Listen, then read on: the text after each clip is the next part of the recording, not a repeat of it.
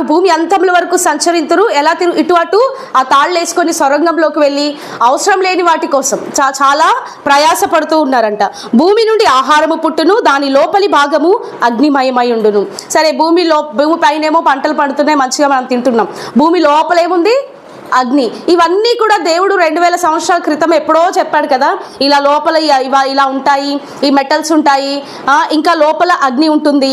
కానీ ఈ దేవుడు ఎప్పుడో జ్ఞానం వాళ్ళకి ఇచ్చేసాడు. కానీ సైంటిస్టులు ఇప్పుడు పరిశోధనలు చేసి లోపల ఇంత అగ్ని ఉంది లేదా ఇంత మంట ఉంది. మీకు తెలుసు, అగ్ని పర్వతం బ్లాస్ట్ అయినప్పుడు ఆ అగ్ని అంతా మంట అంతా ఆ లావా అంటారు కదా, యాసిడ్ రూపం అంతా బయటికి వస్తుంది. చాలా అగ్నిమయమై ఉంది లోపల. ఇదంతా దేవుడు ఎప్పుడో చెప్పాడు కదా. ఫస్ట్ సర్జరీ కూడా దేవుడే చేశాడు. ఫస్ట్ అనస్థీషియా కూడా దేవుడే ఇచ్చాడు కదా. ఫస్ట్ సర్జరీ చేశాడు, అనస్థీషియా ఇచ్చాడు. అవన్నీ కూడా ఆల్రెడీ బైబిల్లో దేవుడు ఎప్పుడో చేసినవి. ఇప్పుడు మనుష్యులు వాళ్ళ సొంత జ్ఞానాన్ని ఉపయోగించి అవన్నీ కూడా తెలుసుకున్నాడు కదా. ఫస్ట్ సర్జరీ ఎక్కడ జరిగింది బైబిల్లో? ఏ ప్లేస్లో జరిగింది? ఆపరేషన్ థియేటర్ చెప్పండి. ఏ హాస్పిటల్? ఏదేను తోట అనే హాస్పిటల్, అదే ఆపరేషన్ థియేటర్. ఓకే, అక్కడే అనస్థీషియా డాక్టర్ కూడా, అంటే మన దేవుడే, వైద్యుల కంటే పరమ వైద్యుడు ఆయనే. అన్ని సర్వ జ్ఞానాలు ఆయనలో గుప్తమై ఉన్నాయి, ఆయనే చేశాడు. అయితే ఇవన్నీ కూడా ఈ జ్ఞానం ఎప్పుడో దేవుడు అగ్ని రాసి ఉన్నాడు. కానీ ఇప్పుడు బాగా తవ్వి ఇక్కడ అగ్ని పర్వతం ఉంది, దాని లోపల నుంచి ఒక అగ్ని బయటికి వస్తుంది, లావా వస్తుంది, దీంట్లో కొన్ని మెటల్స్ ఉంటాయి, ఇట్లా తీయాలి అట్లా తీయాలి, బంగారం విలువైంది. అవన్నీ ఎప్పుడో దేవుడు చెప్తే ఇప్పుడు మనుష్యులు వాళ్ళ జ్ఞానాన్ని ఉపయోగించి అవన్నీ తీస్తున్నారు. అయితే దాని రాళ్ళు నీలరత్నములకు స్థానము, దానిలో సువర్ణమయమైన రాళ్ళున్నవి. ఆ త్రోవయే క్రూర పక్షికైనను తెలియదు, డేగ కన్నులు దాన్ని చూడలేదు. అయితే ఆ మార్గం ఎవరికి తెలియదు. ఏంటి ఆ సొరంగంలో ఇలా ఉన్నాయి అలా ఉన్నాయని ఎవరికి తెలియదంట. అయితే ఇదంతా చూస్తే 11 మరుగైయున్న వస్తువును వారు వెలుగులోనికి తెప్పించుదురు. అలా చాలా కష్టపడి లోపల నుంచి మరుగైయున్న ఈ బంగారాన్ని, ఈ వెండిని, ఈ రత్నాలన్నీ వాళ్ళు తీస్తున్నారు. అయితే లోపలికి తవ్వుతున్నారు, చాలా కష్టపడుతున్నారు. సరే, అయితే జ్ఞానం ఎక్కడి నుండి దొరుకును? ఇవన్నీ కాదు మనకు కావాల్సింది, బంగారము వెండి కాదు. కానీ వాటన్నిటికంటే అమూల్యమైనది ఏం కావాలి? జ్ఞానము. అయితే ఆ జ్ఞానం ఎక్కడ దొరుకుతుంది? ఇలా తవ్వి తీసుకోవచ్చా? ఇట్లానే వీళ్ళలాగా మైనింగ్ చేసి లోపలికి 40 సంవత్సరాలు తవ్వి ఇన్ని క్వింటాలు ఇన్ని టన్నులు మట్టి తీసి లోపల ఎక్కడైనా ఉంటే వెతుక్కుందామా? వెళ్ళి లైట్లు వేసి తాళ్ళు వేసుకొని మనం కూడా అటు ఇటు అల్లాడుచు వేలాడుతూ మన జ్ఞానాన్ని తెచ్చుకోగలమా? అలా అంతా అన్నిటికీ ప్రయాసపడాలి. కానీ దేనికి ప్రయాసపడాలి? ఏది అమూల్యమైనది? జ్ఞానము. వీటన్నిటికంటే మించినది జ్ఞానం. అయితే ఈ జ్ఞానం ఎక్కడ దొరుకుతుంది? వివేచన దొరుకు స్థలం ఎక్కడ ఉంది? ఇది వాళ్ళు గ్రహించట్లేదు. మనుషులు అవి గ్రహించక ఏం చేస్తున్నారు? లోపల ఎక్కడెక్కడో ఏదో దేశాలకు వెళ్ళి ఇక్కడ డైమండ్స్ ఉన్నాయని అక్కడ డైమండ్స్ ఉన్నాయని వెళ్ళి వెతికి తీస్తున్నారంట.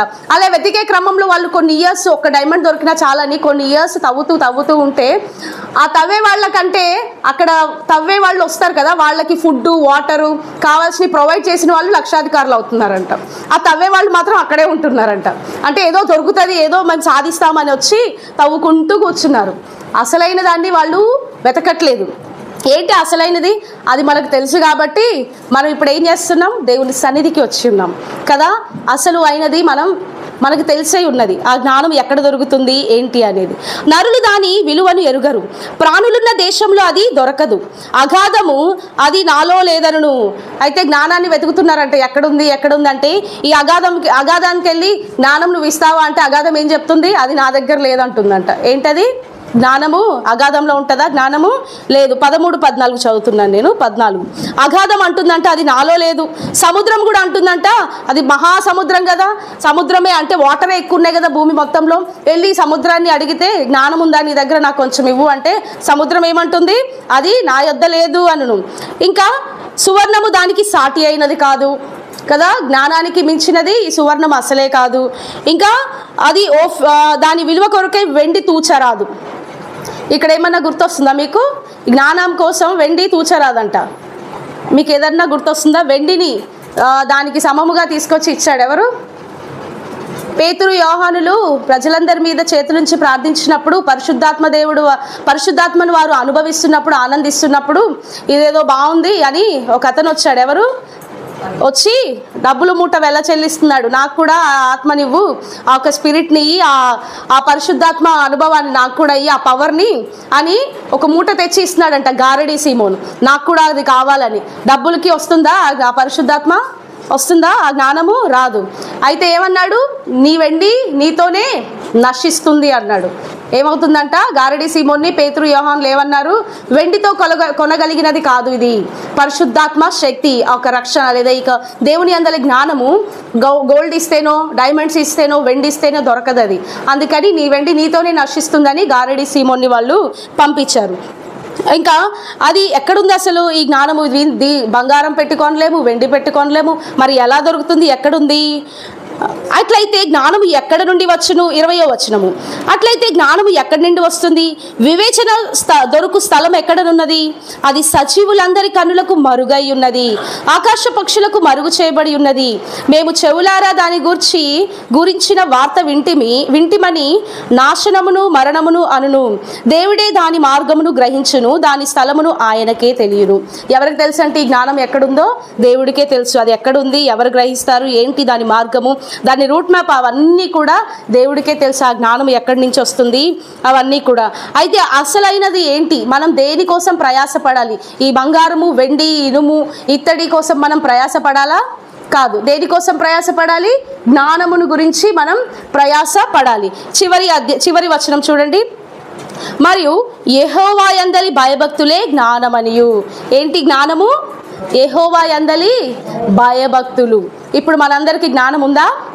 ఉంది కదా.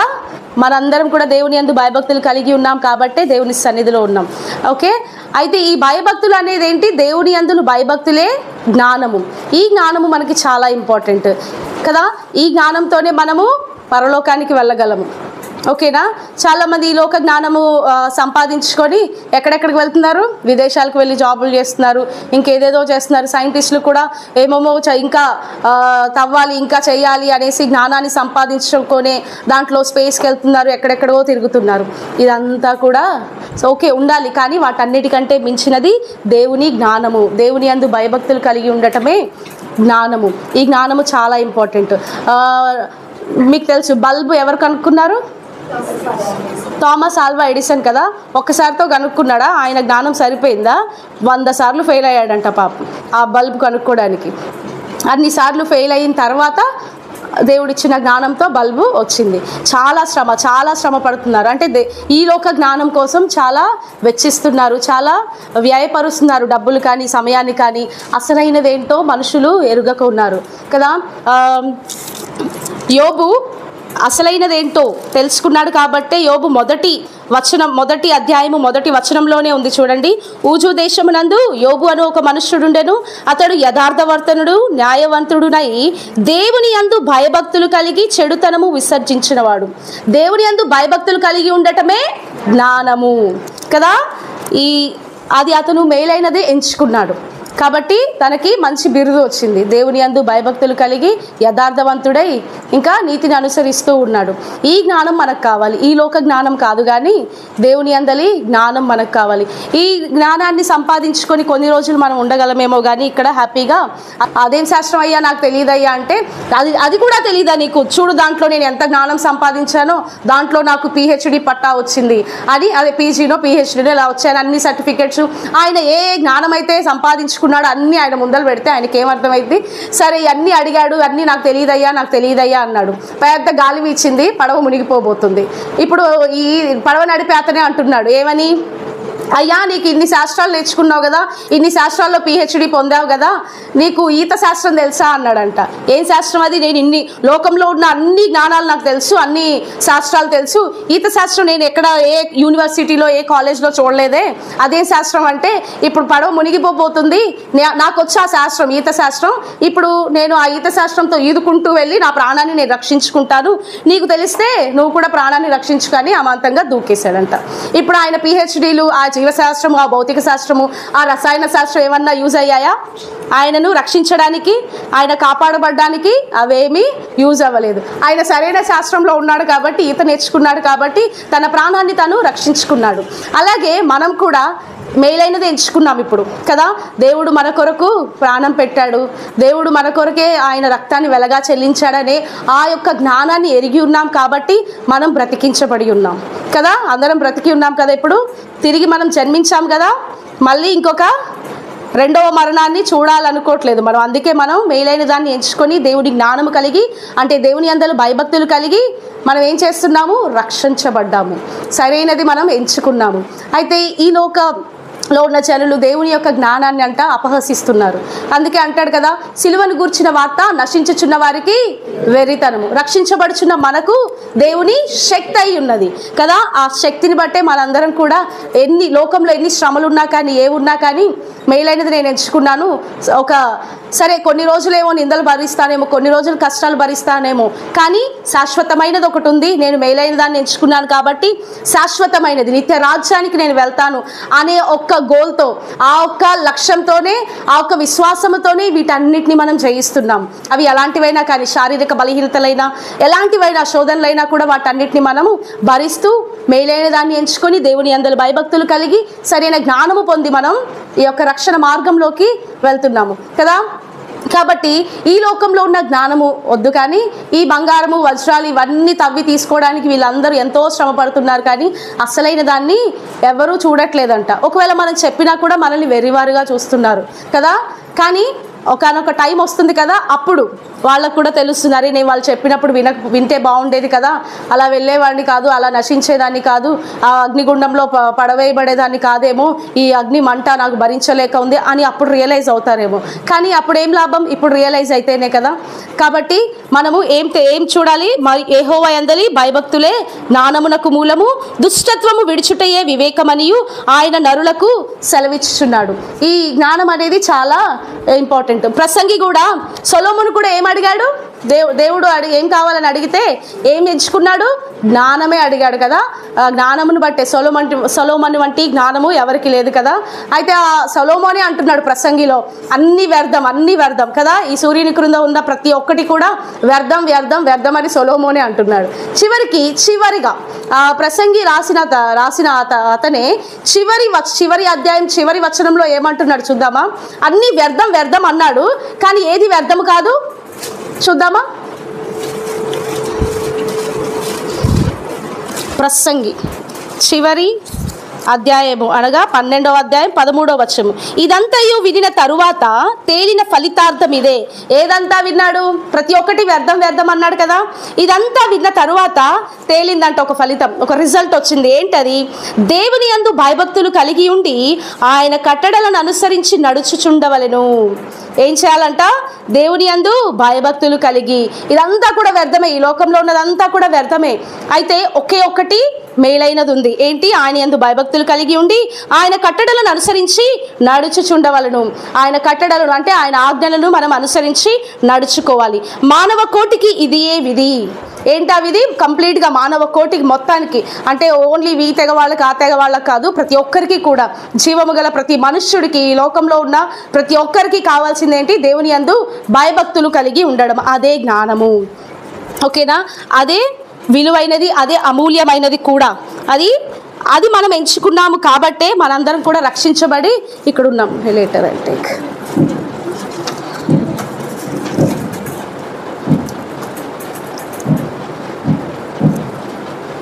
చివరిగా హోషేయ 4:6 కూడా చూద్దామా.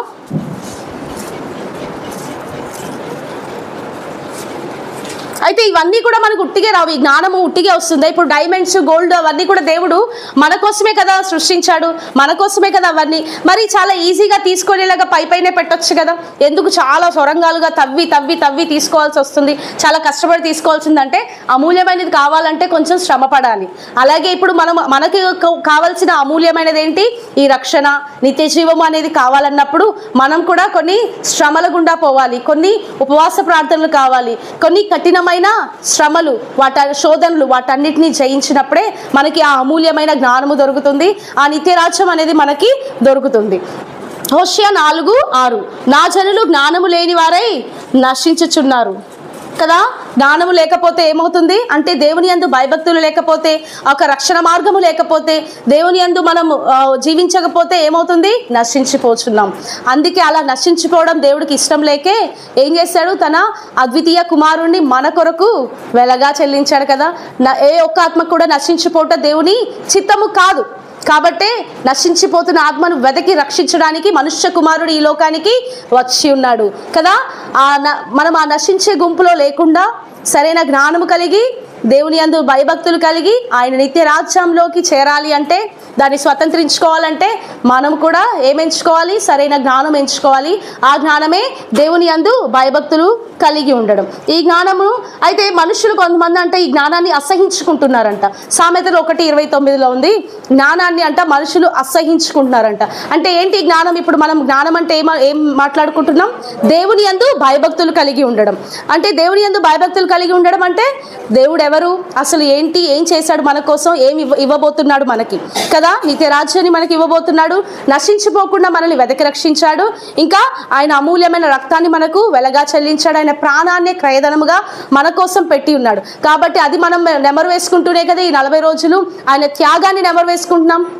ప్రతి వారము నెమరు వేసుకుంటున్నాం. మధ్యలో కూడా బుధవారాలు శుక్రవారాలు కూడా నెమరు వేసుకుంటున్నాం. అవి కూడా సరిపోదు. అందుకే సంవత్సరానికి ఒకసారి మనం ఇలాగా మన శరీరాన్ని నలక్కొట్టుకుంటూ, అంటే కడుపు ఖాళీగా ఉంటే నిజమే, కడుపు ఖాళీగా ఉంటే ఎక్కువగా మనం దేవునిలో ఉంటాం నిజంగా.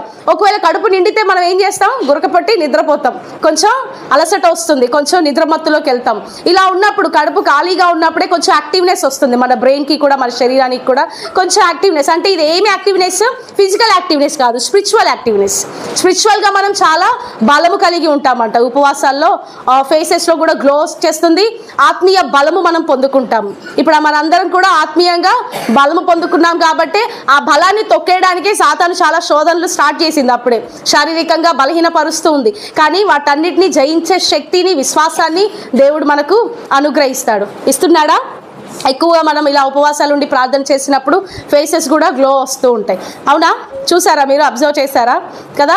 ఏంటది కదా? ఆ దేవుని యొక్క పరిశుద్ధాత్మ షైనింగ్, గ్లోయింగ్ వచ్చేస్తుంది అనమాట మనకి. కాబట్టి మెయిలైన దాన్ని, ఆ జ్ఞానాన్ని, ఏ జ్ఞానము? దేవుని యందలి భయభక్తులు గల జ్ఞానాన్ని మనం ఎంచుకొని ఈ శ్రమల దినాలు లేదా ఈ యొక్క ఉపవాస దినాల్లో మనల్ని, మన శరీరాల్ని నలకొట్టుకుంటూ దేవునికి దగ్గరగా చేరదాం.